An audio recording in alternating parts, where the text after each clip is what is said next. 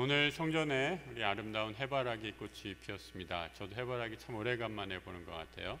여러분, 해바라기 꽃은 우리 사람들에게 희망과 또 우리 힘을 주고 또 행복을 가져다주는 그런 꽃으로 여겨지고 있습니다. 유명한 화가 반 고흐가 그린 그림 중에 해바라기라는 작품이 있죠. 그래서 이 하늘을 바라보는 이 꽃을 통해서 우리가 희망을 잃지 말고 살아가는 귀한 영감을 주는데, 오늘 예배당에 정말 해바라기 꽃이 활짝 피어서 얼마나 감사한지 모릅니다. 우리 전후 좌우 보면서 한번 이렇게 인사할까요? 소망을 잃지 맙시다. 한번 이렇게 인사해 주시기 바랍니다. 하나님께서 우리에게 예배의 자리로 불러주신 것, 또 새 힘을 주시고 은혜를 주실 줄 믿습니다. 오늘 디모데 강의 두 번째 시간, 말씀의 교훈을 따라라는 제목으로 함께 은혜 나누도록 하겠습니다. 우리 지난 시간에 디모데 처음 다루면서 우리 연소하고 또 연약한 그런 종이었지만 하나님께서 불러주셔서 귀한 섬김의 사역 감당하게 되었다라는 것 말씀을 통해서 나누었습니다. 이어지는 말씀에서 이 바울은 디모데에게 교회에 많은 거짓 가르침이 있는 것을 경고하면서 바른 교훈으로 이를 가르치라라고 이렇게 말씀해 주고 있습니다. 이 당시 디모데가 목회했던 에베소 교회에 범람하고 있었던 거짓 교훈이 무엇이었는가?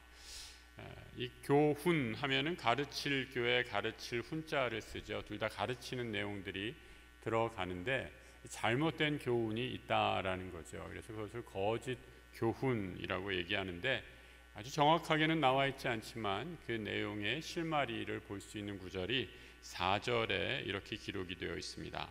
신하와 끝없는 족보에 몰두하지 말게 하려 함이라. 이런 것은 믿음 안에 있는 하나님의 경륜을 이름보다 도리어 변론을 내는 것이라 라고 이렇게 말씀하죠.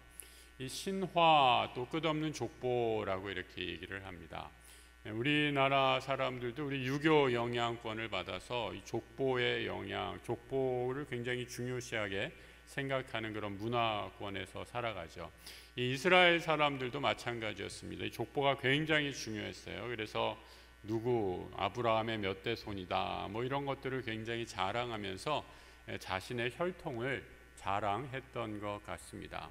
조상을 자랑스럽게 여기고 귀히 여기는 것은 좋은 태도라고 할 수 있죠. 그런데 이것이 모든 것이 너무 지나치게 되면 이것이 복음보다 또 교회에서 신앙생활하는 것보다 앞서게 되면 여러 가지 부작용이 생기는 것을 보게 됩니다. 그래서 이런 신하와 끝없는 족보에 몰두하지 말라라고 이렇게 권면하는 것이죠. 또 하나, 하나님의 경륜보다 이 변론을 일삼는다라고 이렇게 얘기를 하고 있습니다. 이 변론, 누가 옳으냐 그르냐를 가지고 끊임없는 말다툼을 하는 것을 보게 됩니다. 이 당시에 어떤 주제로 변론을 했는지 우리가 알 길은 없지만 우리 중세 신학자들이 변론한 내용들, 기독교 역사 속에 기록이 되어 있는 것을 보게 되는데요. 이 당시 중세 신학자들이 변론한 내용들을 보면 뭘 이런 걸 가지고 싸웠나 할 정도로 기가 막힌 주제들이 있습니다. 여러분, 바늘 아시죠? 바늘? 우리 바늘을 한번, 우리 꼬맬 때 쓰는 바늘을 한번 생각해 보세요. 그들이, 중세 신학자들이 이 논의했던 것 가운데 바늘 위에 과연 천사가 몇 명이나 서 있을 수 있을까 없을까, 뭐 이런 거 가지고 논의했다 그래요. 황당한 질문이죠. 그러니까 그 철학적으로 들어가면 뭐 질량, 뭐 무게, 부피 이런 것들을 어떻게 영적인 존재가 감당할 수 있는지, 이런 것들을 사변적인 것에 몰두하면서 전혀 신앙과 관계 없는 논의들을 일삼았다라고 이렇게 얘기를 하는 거죠. 복음을 복음으로 받아들여야 하는데 세상의 사상 그리고 자신의 상상력을 계속 덧붙여서 말씀을 왜곡하고 있는, 그래서 신화와 끝없는 족보, 허튼 논쟁에 깊이 빠지게 되는 것을 보게 됩니다. 예수님의 우리에게 주신 복음 위에 다른 것을 가르친 대표적인 예, 이 갈라디아서에도 등장하고 있습니다. 사도 바울이 유대 율법주의자들과 논쟁을 하면서 이렇게 말하고 있는 것을 보게 되는데요. 갈라디아서 2장 16절인데 같이 한번 읽어보겠습니다.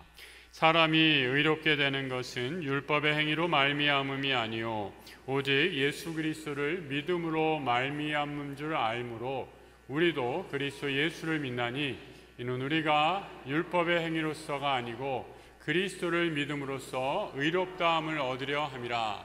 율법의 행위로서는 의롭다함을 얻을 육체가 없느니라. 바울의 적대자들은 율법에다 자꾸 다른 거를 섞었다라고 말하는 거죠. 예수 구원, 십자가 보험 다 좋다. 그런데 우리가 유대인의 전통을 무시할 수 없지 않느냐라고 하면서 할례도 해야 되고 이런저런 모세의 율법을 예수의 복음에 자꾸 덧붙였다라는 겁니다. 듣기에는 그럴듯해 보이고 설득력이 있어 보이지만 온전한 복음이 아니었다라는 거죠. 거짓 복음이고 예수가 전한 복음과 다른 교훈이었습니다. 다른 교훈이 주는 피해는 얼마나 큰지 모릅니다. 교회 공동체를 분열시키고 갈등에 빠지는 원인이 되기 때문입니다. 바울은 다른 서신서에서 복음이 온전히 전파될 때 바른 교훈이 가르쳐질 때의 역사를 고린도서에서 이렇게 말하고 있습니다. 고린도 교회는 정말 분쟁이 많았던 교회인데요. 여기에 복음이 바로 전해지고 가르쳐지게 될 때 놀라운 일이 일어남을 이렇게 말해주고 있죠. 고린도후서 5장 18절 이하의 말씀입니다. 모든 것이 하나님께로서 났으며 그가 그리스도로 말미암아 우리를 자기와 화목하게 하시고 또 우리에게 화목하게 하는 직분을 주셨으니 곧 하나님께서 그리스도 안에 계시사 세상을 자기와 화목하게 하시며 그들의 죄를 그들에게 돌리지 아니하시고 화목하게 하는 말씀을 우리에게 부탁하셨느니라. 하나님이 우리를 일꾼으로 부르신 이유는 무엇인가? 우리를 화목하게 하려고 예수 그리스도께서 이 땅에 오셔서 하나님과 우리 사이 죄인이요 원수된 자들 본질상 진노의 자식이었던 우리를 화목하게 하셨던 것처럼 우리도 이 땅에 예수의 복음을 들고 화목하게 하는 피스메이커로서 이 땅에 우리를 불러주셨다라는 것입니다. 오늘 함께 예배하는 우리 모든 성도님들 하나님의 일꾼으로 부름을 받아 이 소란스럽고 분열과 다툼이 가득한 세상 가운데 하나님의 평화의 복음을 전하는 믿음의 충직한 일꾼들 되기를 주님의 이름으로 축복합니다. 복음이 바로 전해지고 바로 들렸다면 일어나는 변화 가운데 하나가 바로 서로 사랑하게 되는 것입니다. 교회는 무엇보다도 사랑의 공동체이기 때문이죠. 하나님이 우리를 서로 사랑하도록 교회로 불러주십니다. 하나님이 사랑이시기 때문이죠. 바울이 거짓 교훈 멀리하고 엄히 경고한 이유는 그들이 논쟁을 일으키고 그 사랑을 실천하지 않기 때문입니다. 사랑의 복음, 온전한 복음의 특징은 무엇인가? 어떻게 우리가 이 사랑을 실천할 수 있는가? 오늘 디모데전서 1장 5절에서 이렇게 말씀하고 있죠.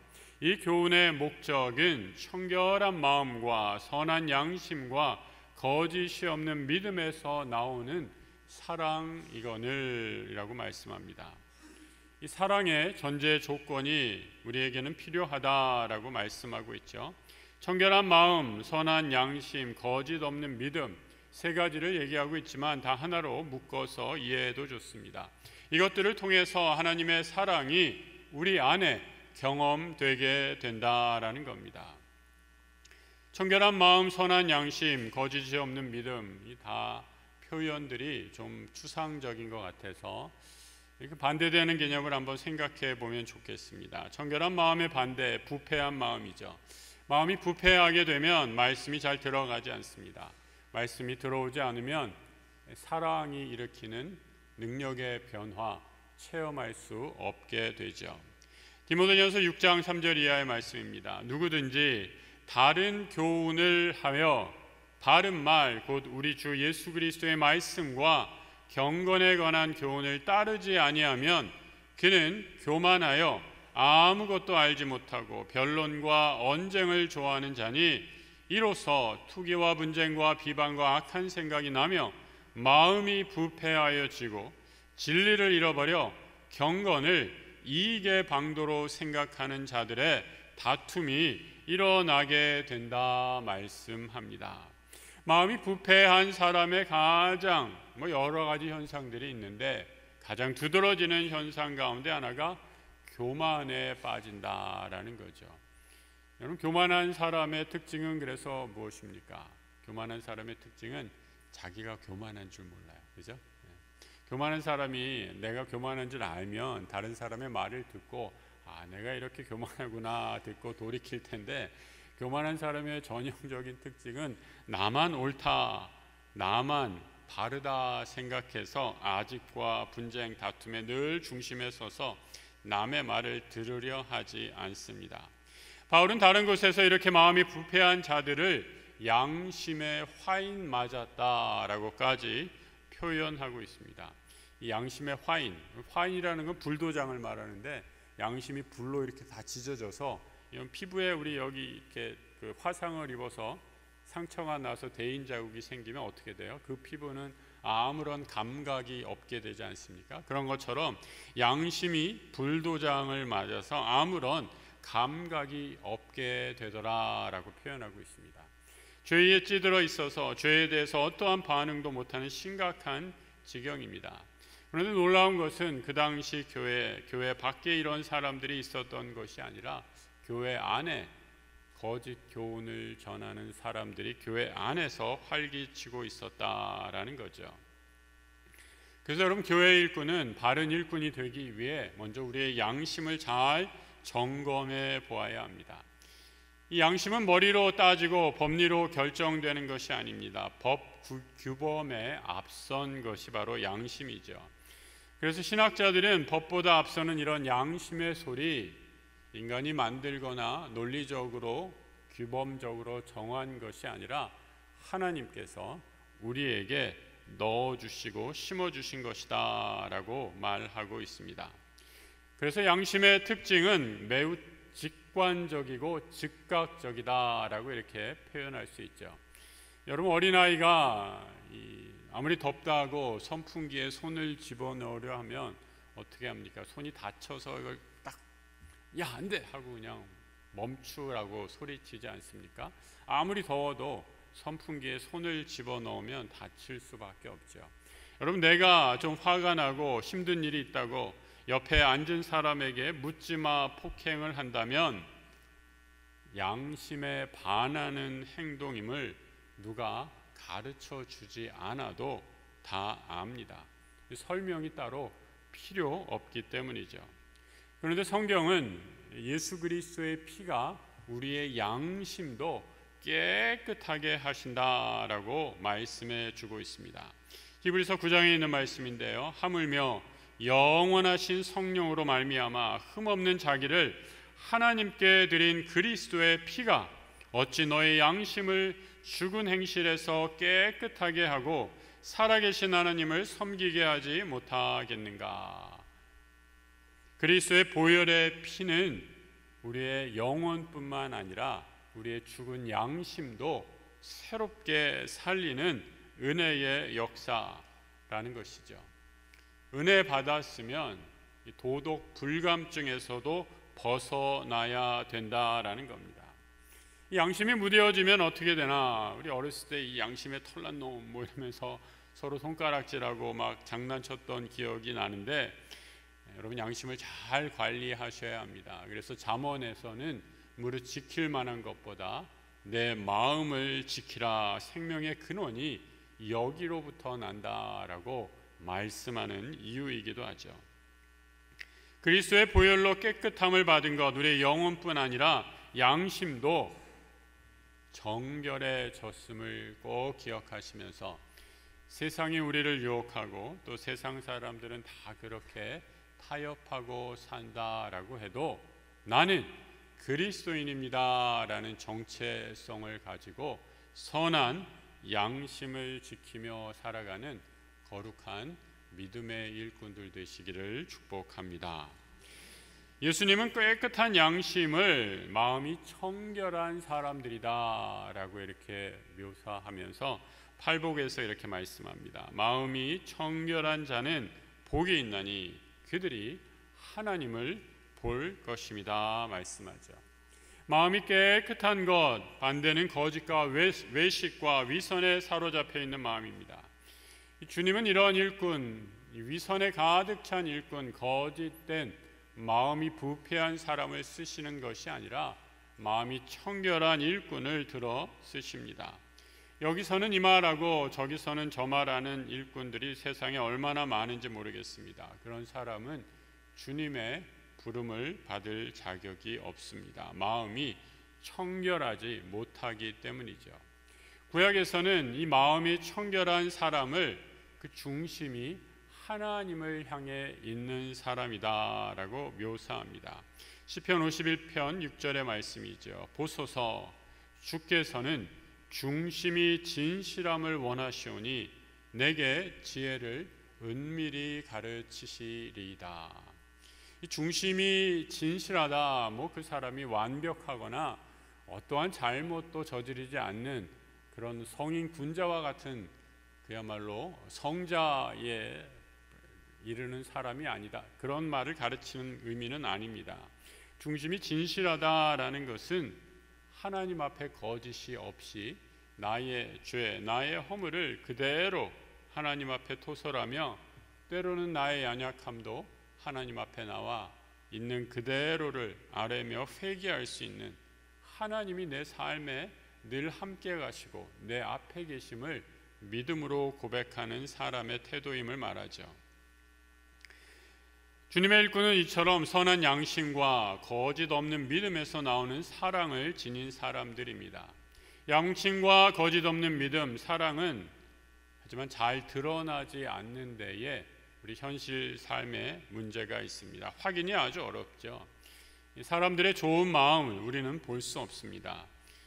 그럼 내 마음도 내가 잘 모르겠는데 우리가 옆에 있는 사람, 다른 사람의 마음을 어떻게 다 알 수 있겠습니까? 오직 하나님만이 우리 중심을 보시고 내 마음을 아신다 말씀합니다. 안타까운 일들은 이런 일들이 교회에서도 종종 경험하게 되죠. 선한 양심으로 열심히 일하고 섬겼는데 낙심하는 성도들 보게 됩니다. 나는 좋은 마음으로 이런저런 주변의 사람들 섬겼는데 사람들이 이를 잘못 오해하고 또 곡해하는 경우도 있습니다. 더 화나는 것은 나는 선한 마음으로 섬겼는데 나는 알아주지 않고 자기 욕심을 채우려는 사람들 주변에서 더 알아주고 더 높이 축혀 세워주는 것을 볼 때 시험에 들고 낙담하게 되는 것을 보게 됩니다. 예전에도 있었고 지금도 있고 또 앞으로도 이런 사람들은 늘 있을 것입니다. 하지만 주님의 일꾼은 이런 일에 낙담하지 말아야 합니다. 하나님이 아시기 때문이죠. 하나님의 사랑 다윗도 이런 일을 여러 번 경험했고 이렇게 기도합니다. 악을 행하는 자들 때문에 불평하지 말며 불의를 행하는 자들을 시기하지 말지어다. 진실로 악을 행하는 자들은 끊어질 것이나 여호와를 소망하는 자들은 땅을 차지하리로다. 일꾼은 선한 양심으로 거짓 없는 마음으로 일하다가 실망하거나 실족할 필요가 없습니다. 선한 양심, 거짓 없는 믿음으로 섬기는 일꾼은 사람을 위해 일하는 것이 아니라 하나님을 위해 섬기고 일하기 때문입니다. 우리의 소망이 하나님께 있기 때문이죠. 그래서 하나님의 일꾼은 나의 일이 잘 되었다고 교만하거나 자랑하지도 않고 나의 일이 실패했다고 낙담하거나 좌절하지도 않습니다. 오직 주님만을 바라보며 그 일을 묵묵히 감당할 뿐이죠. 이렇게 할 수 있는 이유는 내게 주신 이 복음이 근본적으로 나의 영광을 위한 것이 아니라 하나님의 영광을 위한 것임을 고백하기 때문입니다. 오늘 본문 11절의 말씀인데요. 같이 한번 읽어보겠습니다. 이 교훈은 내게 맡기신 바 복되신 하나님의 영광의 복음을 따름이니라. 이 복음의 두 가지 특성이 있는데 복되고, 그러니까 복음이죠. 복되고 영광스러운 것이다 라고 이렇게 말씀하고 있습니다. 복되고 영광스러운 복음을 나 같은 죄인에게 맡겨주셨으니 얼마나 놀랍고 귀한 축복입니까? 보혈의 은혜로 영적 양심이 깨어 내가 얼마나 큰 죄인인 줄 안다면 하나님께서 나에게 맡긴 이 일꾼, 이 귀한 부르심 감사하고 감사할 따름이죠. 여러분 최근에 영화 보신 적 있으십니까? 가끔 저는 영화를 볼 때 이 죄수들이 등장하는 장면들을 보게 됩니다. 특별히 죄수들이 이 죄를 짓고 이 노동교화형 뭐 이런 그 표현들 쓰잖아요. 죄수들 그냥 가만히 감옥에 가둬놓는 것이 아니라 일을 시킨다라는 거죠. 그래서 일을 시킬 때 그 장면들을 보면 그 죄수들이 다 입이 이렇게 나와서 일하는 것을 보게 돼요. 어느 영화에서든지 죄수들이 일하면서 이 노동 일을 하면서 기쁘다 즐겁다 하고 일하는 죄수 단 한 명도 본 그런 기억이 없습니다. 왜 그럴까요? 나는 다 이 재수가 없어서 여기 잡혀 들어왔지 나보다 더 많은 큰 죄인이 바깥에서 이렇게 활개치고 있는데 내가 여기 감옥에 들어와서 무슨 고생을 하느냐라고 하면서 세상을 원망하고 사람을 원망하니까 당연히 기쁠 이유가 하나도 없죠. 그러니까 억울하게 나는 선한 사람인데 하면서 중노동을 하는 자신의 삶을 비관하고 세상을 원망하는 것을 보게 됩니다. 그런데 주님의 일꾼은 어떤 사람일까요? 말씀드린 것처럼 나 같은 죄인을 불러주신 것, 감당할 수 없는 거룩한 사명을 맡겨주신 것에 감격하며 감사와 기쁨으로 섬기는 일꾼이 주님의 일꾼이죠. 바울은 디모데에게 사람의 말, 오직 교훈에 가득한 공동체는 다툼과 분열이 일어날 수밖에 없지만 감사와 기쁨으로 섬기는 교회는 오히려 화평을 불러오고 시험에 빠진 자를 돌아오게 한다라고 말씀하고 있습니다. 디모데후서 2장 24절 이하의 말씀인데요. 같이 한번 읽어보겠습니다. 주의 종은 마땅히 다투지 아니하고 모든 사람에게 대하여 온유하며 가르치기를 잘하며 참으며 거역하는 자를 온유함으로 훈계할지니 혹 하나님이 그들에게 회개함을 주사 진리를 알게 하실까 하며 그들로 깨어 마귀의 올무에서 벗어나 하나님께 사로잡힌 바 되어 그 뜻을 따르게 하실까 함이라. 하나님 나라 주의 종 부르심을 받은 일꾼은 잘 가르치고 함부로 화내지 않고 온유함으로 가르쳐 죄인들이 돌아올 것을 기대하며 기다리며 그 사랑을 실천하는 사람들이다라고 말씀하고 있죠. 이런 주님의 일꾼 팔복에서는 이렇게 선언하십니다. 온유한 자는 복이 있나니 그들이 땅을 기업으로 받을 것이다 말씀합니다. 온유한 사람에게 하늘의 복, 하늘의 상급이 임함을 말씀해 주고 있는 것이죠.